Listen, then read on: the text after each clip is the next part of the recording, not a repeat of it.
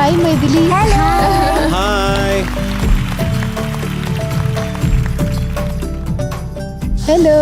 Hi. എന്താണ് വിശേഷം? നല്ല വിശേഷം.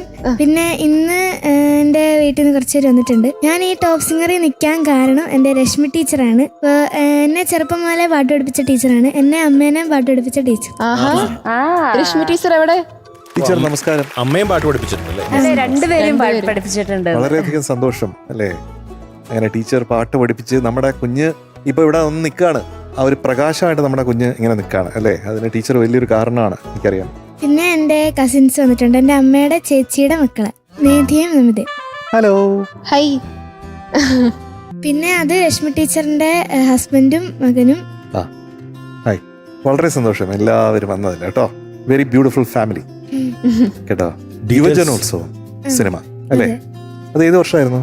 1986. ഈ പാട്ട് എഴുതിയത് ശ്രീകുമാരൻ തമ്പി സാറാണ്. ആ മുഖം കണ്ട നാൾ. അതെ.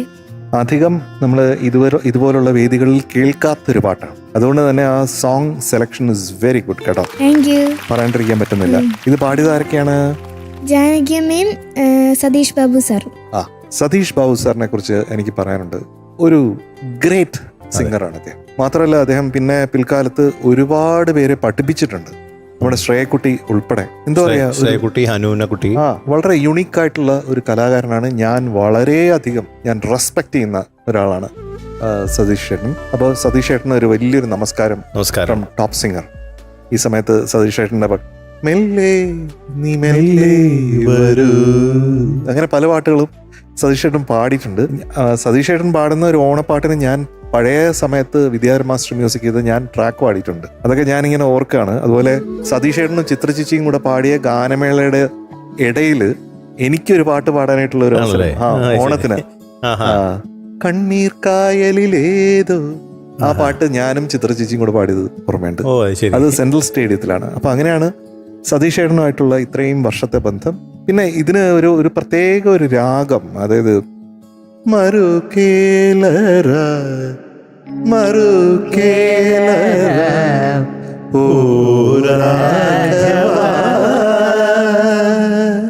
ജയന്തശ്രീ എന്ന് പറയുന്ന ഈ രാഗം. അപ്പോൾ ആ രാഗത്തിലൊന്നും അങ്ങനെ പാട്ടുകളില്ല. അതാണ് ഞാൻ നേരത്തെ പറഞ്ഞത്. ഞാൻ പറഞ്ഞില്ലേ, രാഗങ്ങളുടെ പുതുമകൾ കണ്ടെത്താനായിട്ട് രവീന്ദ്ര മാസ്റ്റർ എപ്പോഴും ശ്രദ്ധിക്കും എന്ന് പറഞ്ഞു ഞാൻ അച്ഛനോട് പറയായിരുന്നു. അപ്പോൾ ഈ പാട്ട് അങ്ങനെയുള്ള ഒരു ഡിസ്കവറിയാണ്. ഇതൊക്കെയാണ് നമ്മുടെ ഇന്നത്തെ കഥ. അപ്പൊ കഥ തുടരട്ടെ.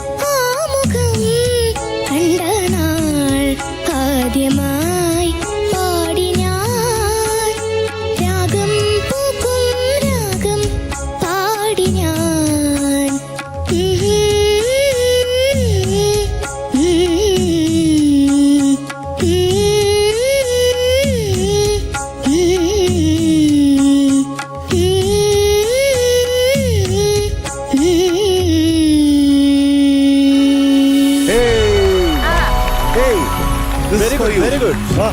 Thank you. So, Maithili Kunya going to be awarded 97.5 on 100 today. Thank you. അപ്പൊ മൈഥിലി കുട്ടി അടുത്ത വട്ടം സൂപ്പറായി പഠിച്ച് 5 സ്റ്റാർ മേടിക്കാം. Okay. Promise? Promise. Okay Tata. Tata. Tata. Tata.